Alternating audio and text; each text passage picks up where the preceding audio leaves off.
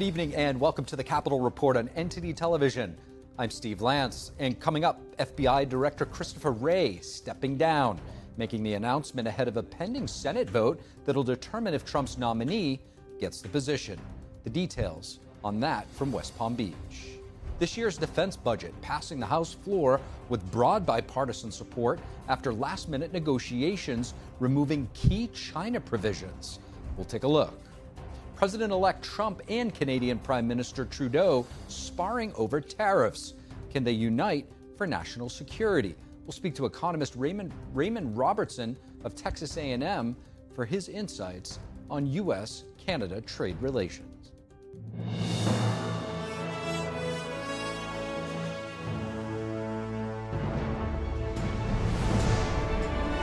This is Capitol Report, live from our global headquarters in our nation's capital. Here's Steve Lance.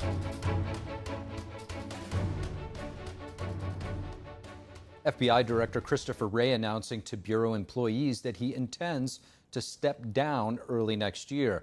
This comes as President-elect Trump nominated former federal prosecutor Kash Patel to lead the Bureau.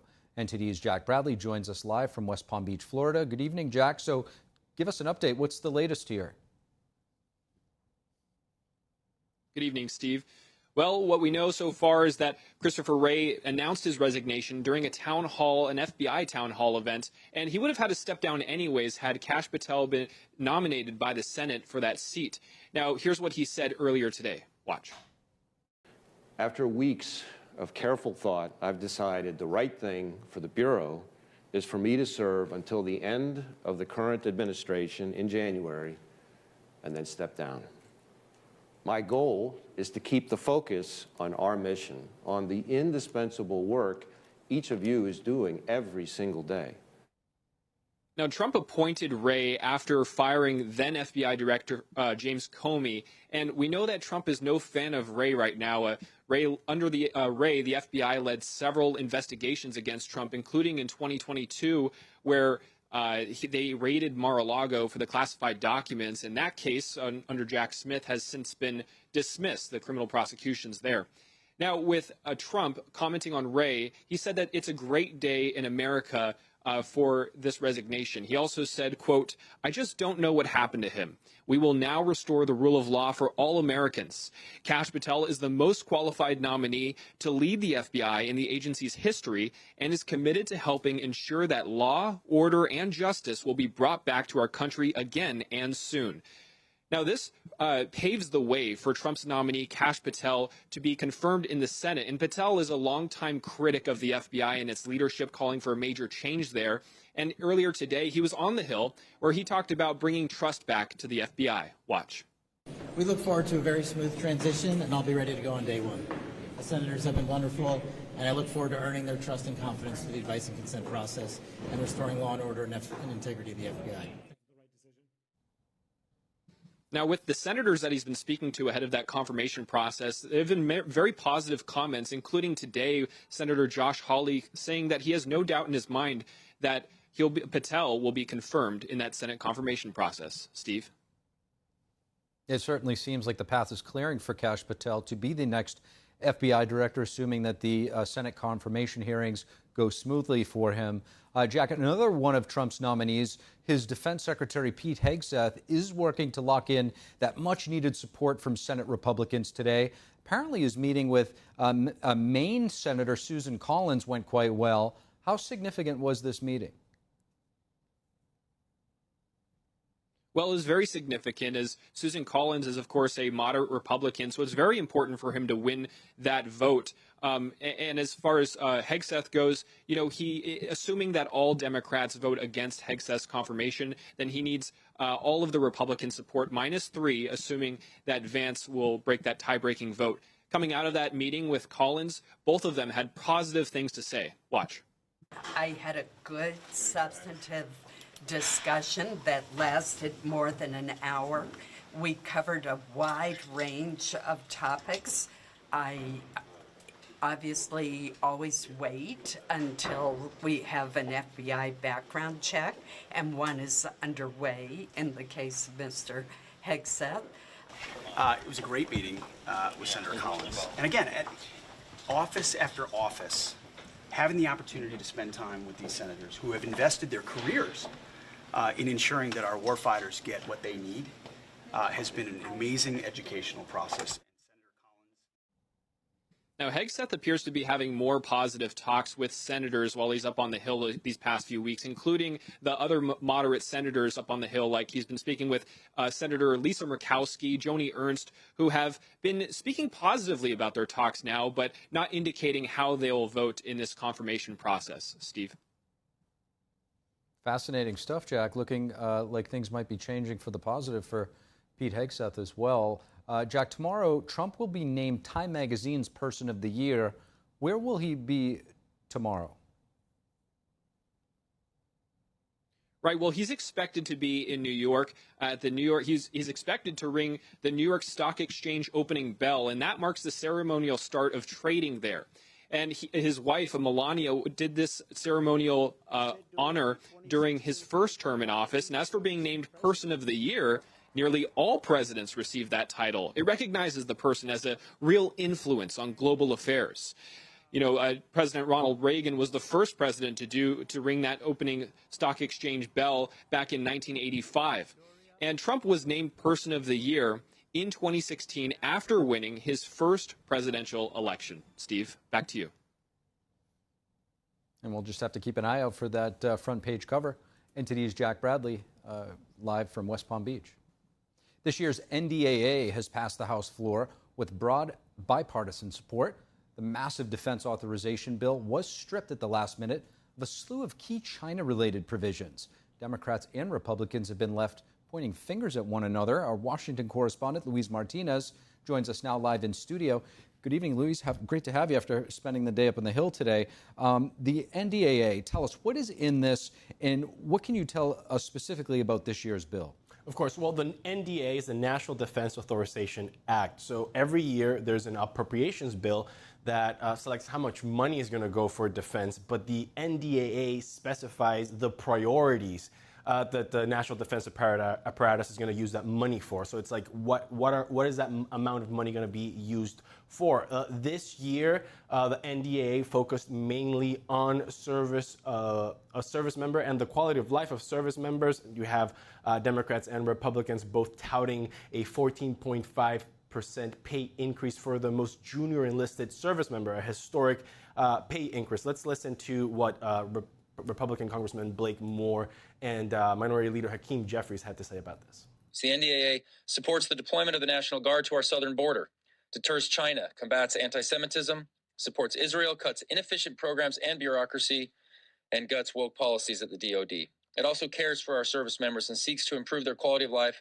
Preparing to wind down the 118th Congress with the NDAA Farm Bill extension that's being contemplated, and of course, the continuing resolution. Democrats have consistently made clear that we are ready, willing, and able to find bipartisan common ground. So what I thought was most interesting about today's vote, Steve, was that we are seeing bipartisan support for this bill. 281 congressmen voted for it. Only 16 Republicans voted against. Majority of Democrats voted against it, but over 81 did join Republicans. So it's a bipartisan effort, but as you mentioned earlier, last weekend, about 70 bills that had already passed on the House floor with broad bipartisan support, some of them even with unanimous consent, vote, were stripped from the NDAA. Most of them were China-related bills designed to counter the malign influence of the CCP worldwide. That is rather odd, one might assume. But what are some of the lawmakers saying about the exclusion of these China-related bills, and why were they ultimately stripped, do you think, from the final text? Of course. So we have Senator John Cornyn, for example, pointing the finger at Hakeem Jeffries. Let's listen to what the Texas senator had to say about removing those China bills from the NDAA. The Senate has or had another opportunity to include these provisions in the Defense Authorization Act this year. But House Minority Leader Hakeem Jeffries chose to block. We cannot stand by and continue selling the communists in China the rope they will use to hang the United States of America. That's Senator John Cornyn paraphrasing a quote from Joseph Stalin that said that the last capitalist will be hung with the rope that is sold to them by them, right? So these China provisions were stripped. One of them is the Biosecure Act that would prohibit the use of federal funds for biotech research with Chinese entities. The other one was the Falun Gong Protection Act, sanctioning entities that were linked with organ harvesting in China, and the Countering CCP Drone Act, which was also going to prohibit the use of federal funds to buy drone technology from Chinese companies. All of these very important for U.S. national security, as we constantly hear from congressmen, but have been stripped from the NDA that passed today. Now, Steve, there's still hope. Speaker of the House Mike Johnson said that negotiations are still ongoing to possibly include this slew of China-related bills and provisions in the continuing resolution to fund government through fiscal year 2025. That is going to have to see a vote on the House floor before next Friday. We'll see if the China-related bills are included or not. Certainly some real substantive bills there with real teeth to hold the CCP accountable. Hopefully those will be pushed through. We'll be keeping an eye on that. Louise, thank you. And President-elect Trump and Canadian Prime Minister Justin Trudeau exchanging tit-for-tat remarks about tariffs. How can the two leaders work together in the national security interest of both countries? Joining me now to discuss tariffs and trade is Raymond Robertson, director of the Mosbacher Institute for Trade, Economics, and Public Policy at Texas A&M. Raymond Robertson, thank you so much for joining. It's a pleasure. Thanks for having me. It's great to have you with us, Raymond. Canada's Prime Minister Justin Trudeau is saying that tariffs on Canadian products would make life a lot more expensive for Americans. What role does trade with Canada specifically play for U.S. consumers? Well, traditionally, Canada has been our #1 trading partner, not lately, but it was surpassed over recent years by Mexico and China. But we still import a great deal from China, ranging from energy to oil, electricity, wood products, and a number of other agricultural products, which means that consumers directly benefit from trade with Canada. So the U.S. had a $75 billion trade deficit with Canada last year. Notably, a third of Canadian exports to the United States are energy exports, and at relatively high prices, I might add. Trump says he wants to make the United States energy independent and energy dominant.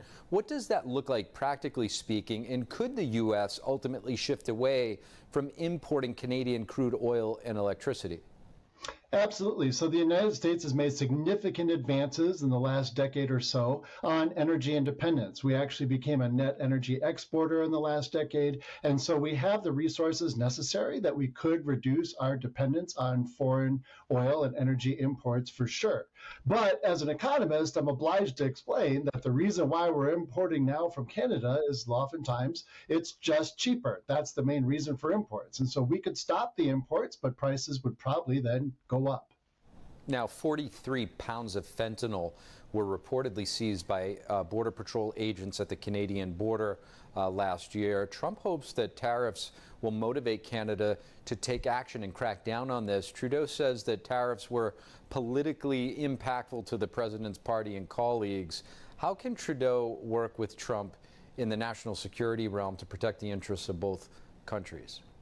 That's a really great question. I think fentanyl is an absolute plague in the United States right now, and it's decimating families throughout the country, and something definitely needs to be done to stop the fentanyl crisis. It's not clear that Canada benefits from exporting fentanyl directly, though, in a way that would get the government to change its policies just because they're facing tariffs. I mean, what is the government of Canada not doing right now to address the fentanyl problem? That has never been made clear. Obviously, more coordinated efforts on both sides would go a long way. I think the intelligence community in the United States has a very important role to play in addressing the fentanyl crisis, but it's not clear that tariffs are the best way to motivate that kind of cooperation. How does Mexico factor into this, with Mexican drug cartels producing fentanyl, yet precursor chemicals coming from China and India? Absolutely. So Mexico has been a very significant player recently, off and off. They've been our #1 trading partner, and they're also a major source of fentanyl. This has been a problem throughout, as you said, because of Chinese imports of key ingredients into fentanyl. But the Mexican government is very much aware of this, and they are also struggling with the drug gangs in ways that's not clear that tariffs against Mexico are going to actually address the problem. In fact, it's actually possible that if we put tariffs on Mexico, that's going to cause job loss within the Mexican economy, creating more opportunities for the drug gangs to recruit young men and women into the gangs. So it might actually exacerbate the fentanyl problem by making these gangs stronger by giving them more recruits. One of the U.S.'s largest trading partners is China. From a supply chain perspective, this supply chain with China is plagued by human rights abuses and unfair trade practices. How can the U.S., Mexico, and Canada perhaps work together to shift away from supply chains in China? And what other measures can the U.S. take to address the regime's unfair trade practices?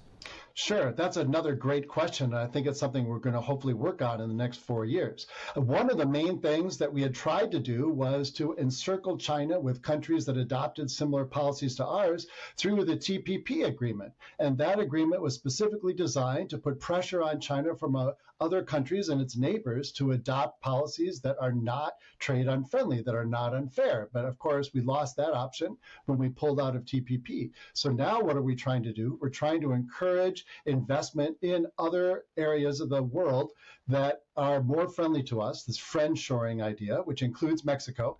And companies have been leaving China and moving into Mexico, but one of the problems has been a lot of those companies are Chinese. So it's not really clear that even the investment that's moving out of China and the decoupling of China is really solving the underlying issue that we have with China. So how can companies balance the cost benefits of nearshoring to Mexico with the potential risks such as security concerns and corruption? Absolutely. That's a great question. And I think Mexico is actually probably a lot safer for many producers than people think. I was just in El Paso a couple of weeks ago, and it's relatively safe. People have this impression that the border cities in El Salvador, Juarez, or El Paso and Juarez are these very dangerous places, and there's been a huge explosion of commercial real estate there.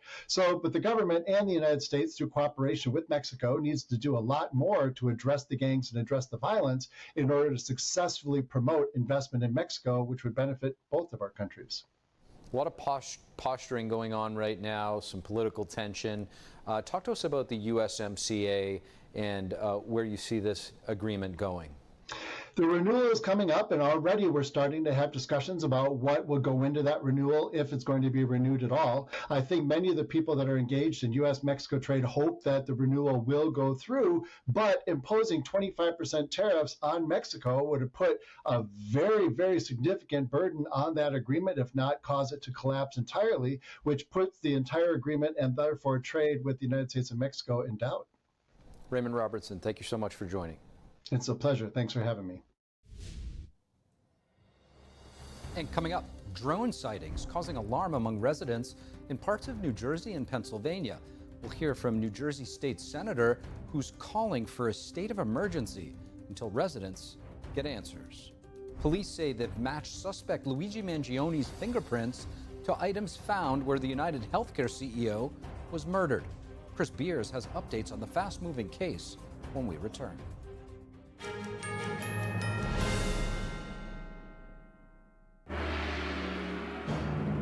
What has lasted 5,000 years was once almost lost. Now, the world awaits the divine culture's return.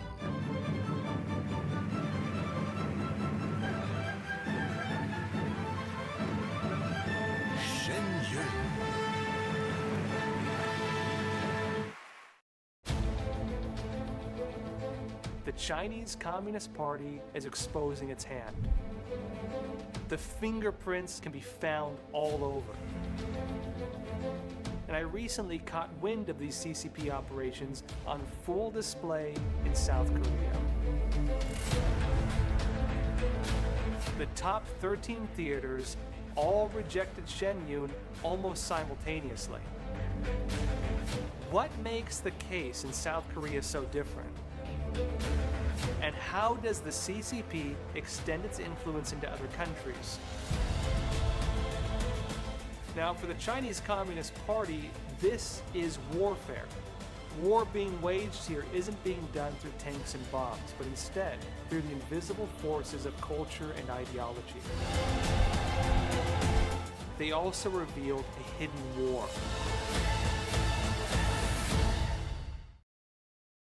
Now is the perfect time to update your living room at Mathis Home during the holiday savings event. We have the largest selection of sofas starting at just $3.99 with all the styles you love at unbeatable prices. Like this sofa in a performance fabric with 2 recliners built in. Get yours today for just $7.96. They're in stock now, so you get fast, free delivery. For the best value, come to the holiday savings event at your furniture superstore, Mathis Home. Amazing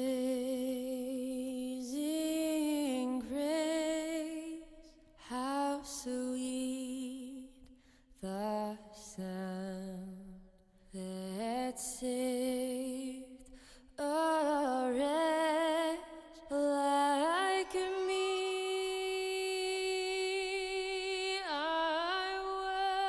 They're just young people, hungry, homeless, and vulnerable.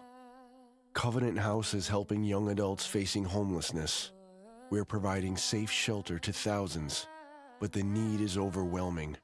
Please call or go online now. With your gift of $19 a month, we'll send you this blanket as a reminder of the comfort your gift provides a young person tonight. You'll provide safe shelter, hot meals, and medical care. Call the number on your screen or go online to safeplacetosleep.org.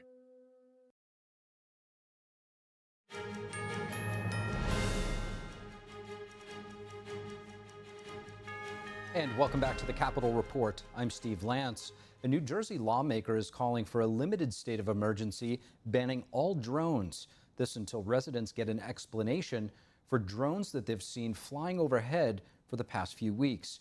Joining me now is Republican New Jersey State Senator John Bramnick to speak about what they're seeing from the ground. New Jersey State Senator John Bramnick, thank you so much for joining. Good to be with you. Senator, you've called for a limited state of emergency banning all drones until the public receives an explanation about numerous sightings of drones flying over various parts of New Jersey and Pennsylvania in recent weeks. Tell us what you're hearing from residents and how often these drone sightings are reported. Well, they're very often. The size of these drones, these aren't drones that were purchased at a Radio Shack. These are drones the size of an SUV. Apparently, we had this, or should I say, we had a meeting today with the state police. And when I tell you the state police are frustrated, they don't have a clue and they're honest about it. We had Homeland Security there. Now, the thing with Homeland Security, they guard our country, but they don't have the technology, so they didn't have any answers. So my question to the state police and Homeland Security is, where's the Department of Defense? Only the Department of Defense has the technology to monitor these drones. So unless we get the Department of Defense in here, the citizens are going to have no information. Right now, they have no information, and the state of New Jersey has no information. So we need, until the Department of Defense comes in, we need a no drone fly zone. You've actually gotten some pushback on this call for a no drone fly zone, basically the state of emergency proposal. Why do you think that is? Well, I didn't see pushback except from the manufacturers of the drones. So you're going to have to enlighten me as to who doesn't want a drone no-fly zone. One retired Air Force Major General and drone expert says they're too obvious to be nefarious and speculated from the size that they could be flying cars. Have you heard this explanation? No, but if that was the case, I am sure that the colonel, the state police, and Homeland Security people would have told us that. I don't know who this one retired general is, but I'll rely on the fact that I think the Colonel of State Police also wants the Department of Defense come in. And I'm convinced that the governor is in touch with the White House as well. We need to know these are multiple drones coming in a flock and then leaving. You know, that's not somebody who has a hobby of flying a drone. And not only that, what is in a drone? In the Middle East, we have drones that are dropping bombs. So I don't find that a drone is safe because it's a drone. Now, other military officials and officers say that the U.S. government could be testing new hardware in a classified program. Could this be why there is not yet a heightened response from the White House or DHS? I would doubt that, because if they've got a secret program, they're surely not keeping it secret. You know, why don't you fly it over the desert? You're flying it over the most populous state, the most dense state in the nation, and you're getting pushback. So either you're going to stop sending those drones out, or you're going to say, hey, listen, don't worry, it's our stuff. We don't get any of that. That's what my first thought was. I can guarantee you that there'd be some connection to the state government and say, hey, listen, don't worry about it. Everything is good. We're not getting that. To your point, these sightings essentially come on the heels of that Chinese spy balloon that flew over the U.S. Not too long ago, a year or two ago, and also the indictment of 2 Chinese nationals in connection with an illegal overseas Chinese police station in Manhattan, New York. What can local governments do to protect their citizens and military assets from foreign adversaries spying on them? Well, that's way outside my expertise as a state senator, but I can tell you this. Based on the sightings from really, in my judgment, really smart people, you know, these are not crazy people who are seeing UFOs at night. These are serious citizens in the state of New Jersey. Department of Defense needs to be in here immediately. And you can ask that question to them, because at our level, we don't have the military background to speculate. And I'm not one of these people who's crazy with all kinds of conspiracy theories. But let me tell you, there's enough going on here to bring in the federal government. State Senator John Bramnick, really appreciate your perspective. Thank you. The Pentagon does say officials do not believe the drones are from a foreign entity or adversary. And a Chinese state-backed hacking operation causing a stir on Capitol Hill. Lawmakers today investigating what one senator has called the worst telecom hack in our nation's history. This comes after the White House warns that millions of Americans' personal information may be at risk. Currently, our communities, our schools, hospitals, our libraries, our police departments, and emergency responders do not have the resources to defend themselves against foreign adversaries. The Salt Typhoon hacks that were discovered last month demonstrate that even the largest corporations in the United States are vulnerable. U.S. officials last month unveiled a covert cyber espionage campaign titled Salt Typhoon.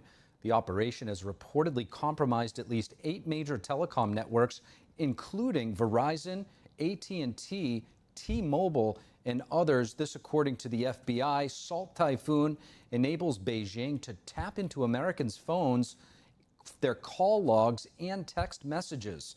President-elect Trump, Senator J.D. Vance, and Vice President Kamala Harris are all victims of this campaign. Salt Typhoon has been active for roughly 2 years, but the full extent of damage it has caused is yet to be known.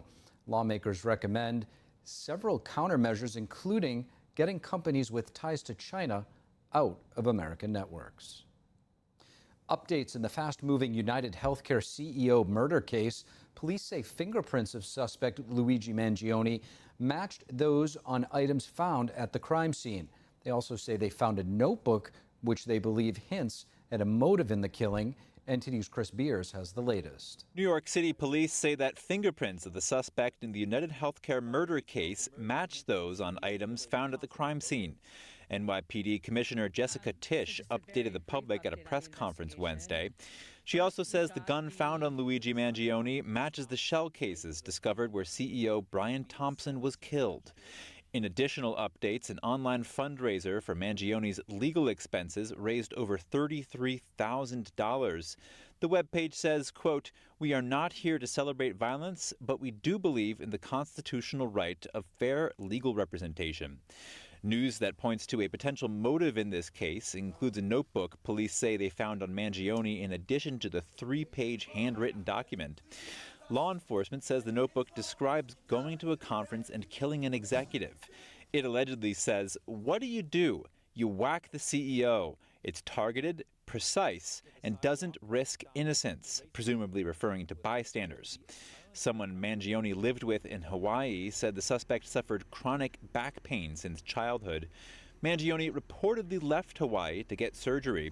The banner of his X account depicted an X-ray of someone's spine with 3 screws in it.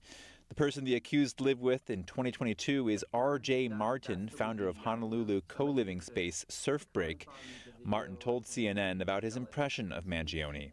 That thoughtful, humble, good listener, that's the Luigi I knew. Somebody who could lead a conversation, but at the same time, listen more than he spoke.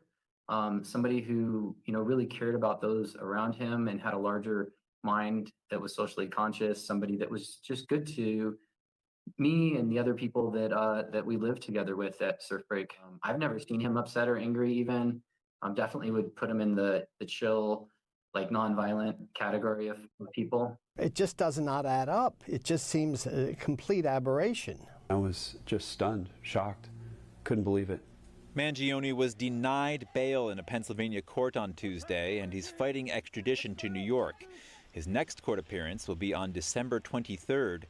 Chris Beers, NTD News. Coming up, what are Israel's objectives in targeting Syrian military stockpiles, and how is Assad's departure reshaping military dynamics in that region? Join us as national security expert Rico Danielson analyzes the evolving situation in the Middle East just after the break.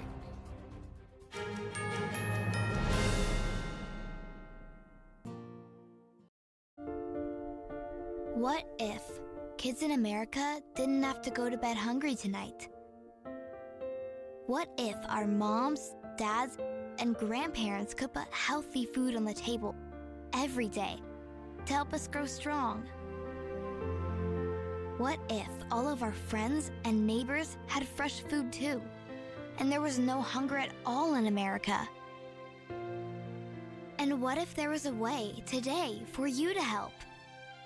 Call now or go online to helpfeedingamerica.org and give $19 a month, just 63 cents a day. So many of us don't have enough food to eat, but your monthly gift means families across the country and in your community can fill plates with food. Kids can get healthy meals year-round, even when school is out, and our neighbors can have fresh food. Food that moms, dads, entire families need to thrive. But right now, more people are facing hunger. Feeding America works from coast to coast with partner food banks, food pantries, and meal programs. It takes all of us to make that happen. Will you help too? Please call the number on your screen or go online to helpfeedingamerica.org and give just $19 a month, and we'll send you this free canvas grocery bag. It's our way of saying thank you for helping to end hunger for our neighbors. Because no kid, no mom or dad, nobody should go hungry in America. Nobody. So what if today was the day you could help nourish futures for our friends, our families, for all of us? Ending hunger is possible. What if we end it together? Call or give online today at helpfeedingamerica.org and your gift can be doubled. Thank you. Adopting you was the best decision in our life. And I am so proud to call you my son.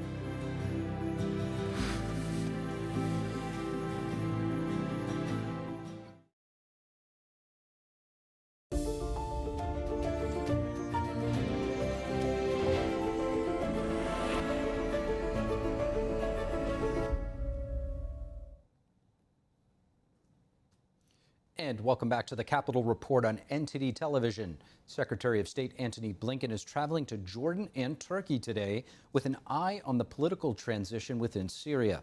Joining us to dissect the latest developments in the Middle East is Rico Danielson, national security expert and Army combat veteran of Iraq and Afghanistan. Rico Danielson, thank you so much for joining us.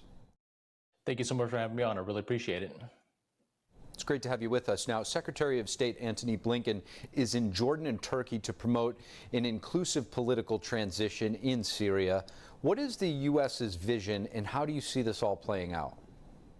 Yeah, so the United States has to be very careful here in regards to causing a power vacuum that might happen in the Middle East, because right now the destabilization of Syria is going to cause a safe haven and it be a right position for ISIS and Al-Qaeda-like affiliates to go over there and kind of capture that environment to make it more of a safe haven operation.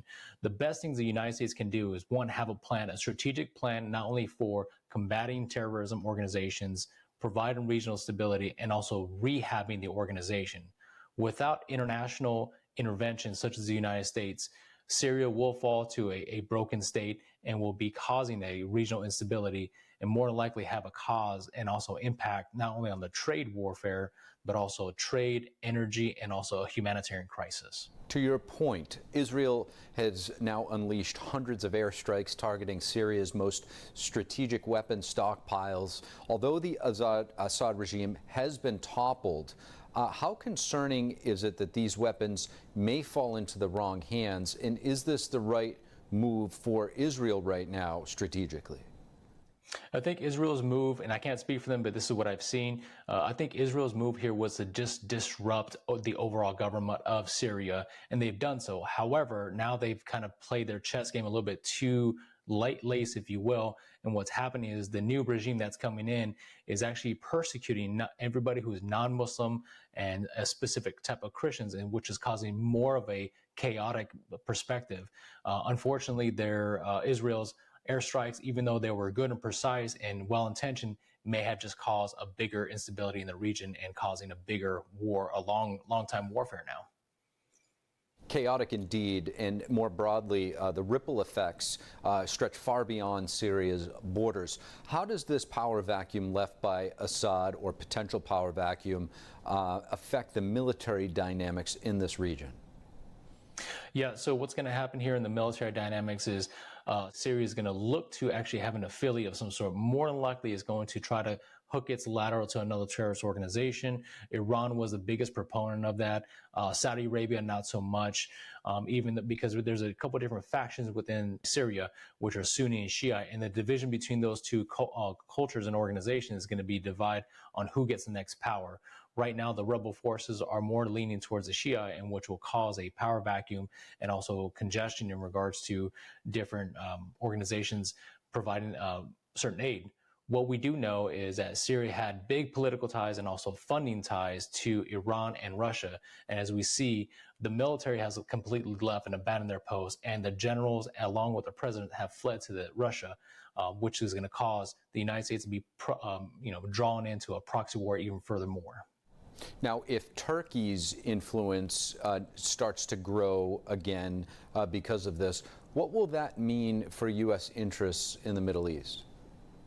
So the U.S. interest has to be very, very much aligned with regards to what's going on in the region, not necessarily with Turkey. Turkey does have its own fighting history with Syria in regards to different ethnic cleansing and also religious cleansing. So it has to be very mindful and has to be very, if you will, chess by chess, piece by piece, and be mindful that if they do in fact engage in a new warfare, and how is that going to draw on the United States, and what message does that send to those specific religions and also cultures within the United States?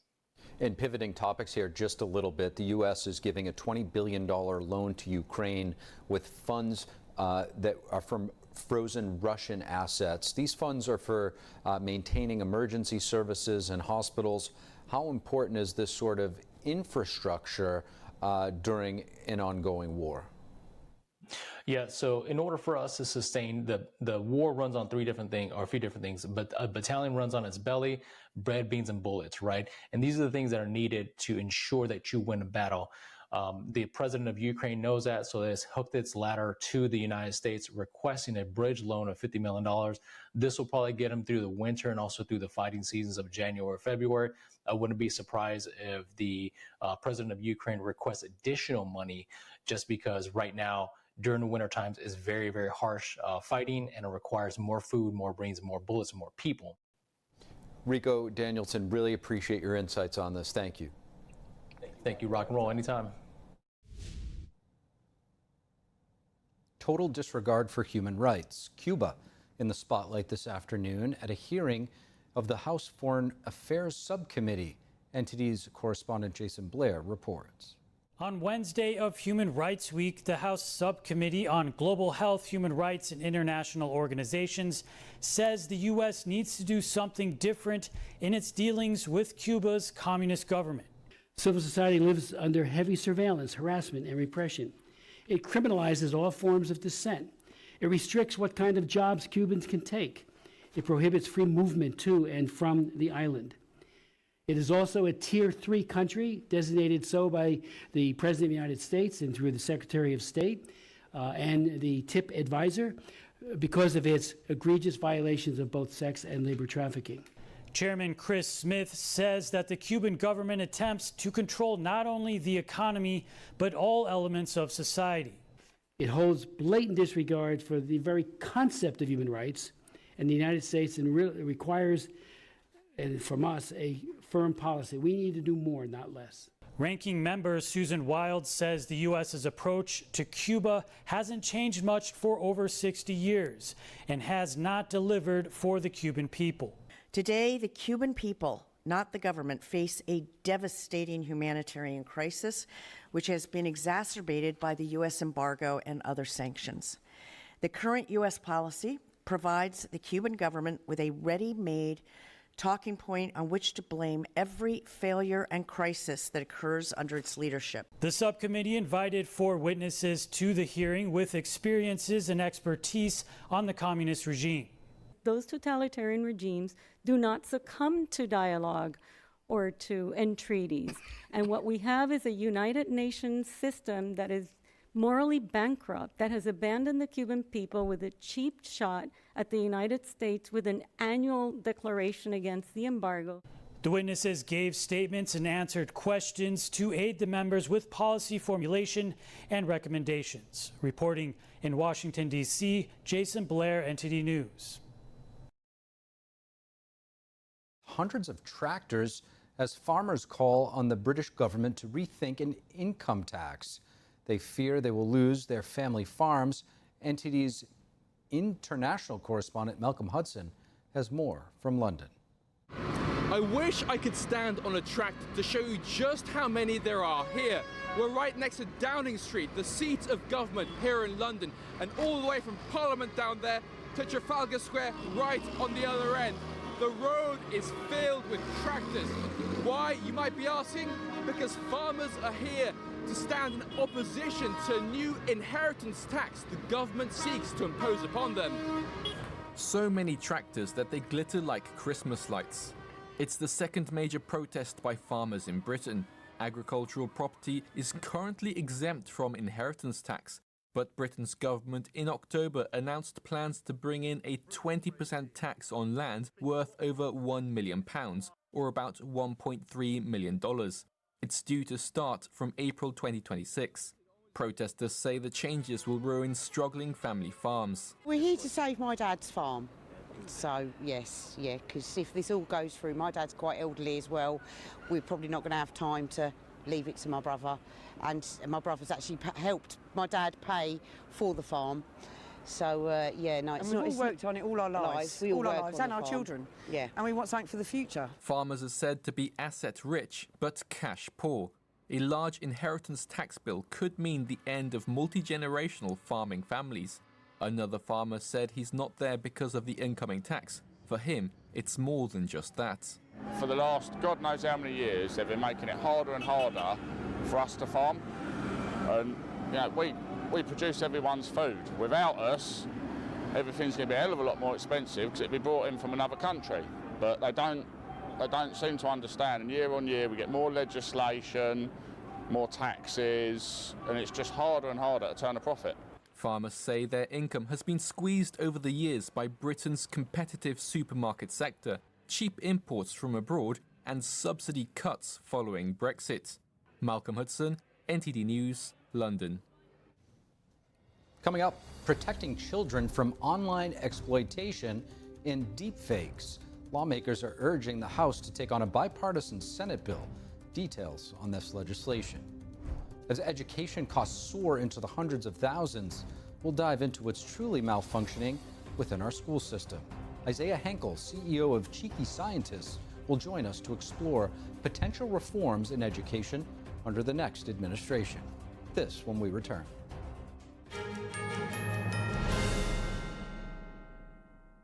Hi friends, Richard Karn here.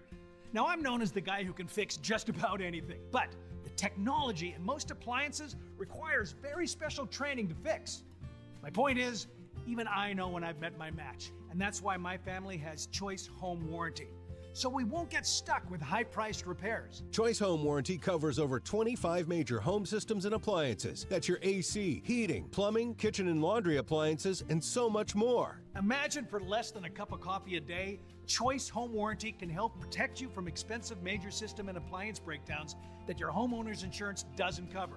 But you have to call now before it's too late. Every homeowner should have Choice Home Warranty. Your homeowner's insurance is not going to cover your appliances. Washing machine, dryer, refrigerator, air condition. If I had any issues arise, they were able to take care of it immediately.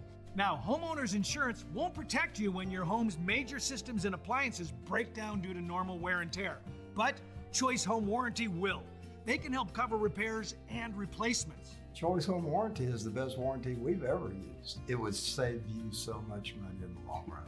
Hey, I'm not the only one raving about Choice Home Warranty. They were named a Best Home Warranty Company and Best Claim Service by U.S. News 360 Reviews. Call Choice Home Warranty now and get access to a nationwide network of over 15,000 technicians and the latest appointment setting technology so you'll know when they're on their way. If I have an issue with an appliance or something around the house, I just call up Choice Home Warranty and I don't have to worry about that. So, do what this old DIYer did and call Choice Home Warranty now before something breaks down. Tell them I sent you and get your first month free. Call Choice Home Warranty before it's too late and get protection for your heating, AC, plumbing, kitchen and laundry appliances, and more. Call for your free quote today. Call in the next 5 minutes and get your first month free. 800-360-6782. 800-360-6782.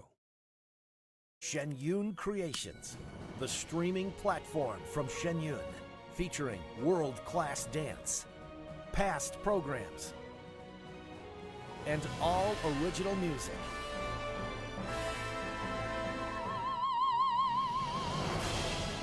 Masterclasses, behind the scenes, comedy, and more. Explore shenyuncreations.com. Kids love it. Parents trust it. Obviously.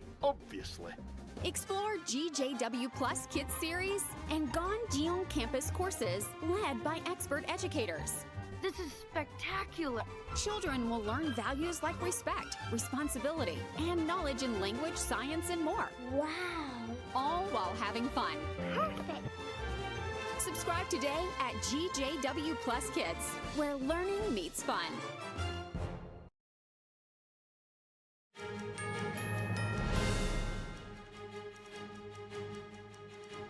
And welcome back to the Capitol Report. I'm Steve Lance. Republican Senator Ted Cruz, along with his Democratic colleague Amy Klobuchar, urging the House to consider the Take It Down Act. The bill seeks to make it a felony to publish explicit images without a person's consent. That includes AI-generated deepfake pictures and videos. Every year, teenagers are taking their own lives when they become victims to this sort of abuse. And this bill is designed to give you the right to take back your image, that nobody has the right to do that to you. Good morning, good to see you. The Take It Down Act also mandates online platforms remove such content within 48 hours after being notified by a victim. The bill unanimously passed the Senate last week and is now waiting for a vote in the House. In recent years, the U.S. has seen an uptick in teenagers becoming victims of online exploitation. Senator Klobuchar said the Take It Down Act would bring justice to those victims. So is higher education leaving students with debt but underprepared for the workforce?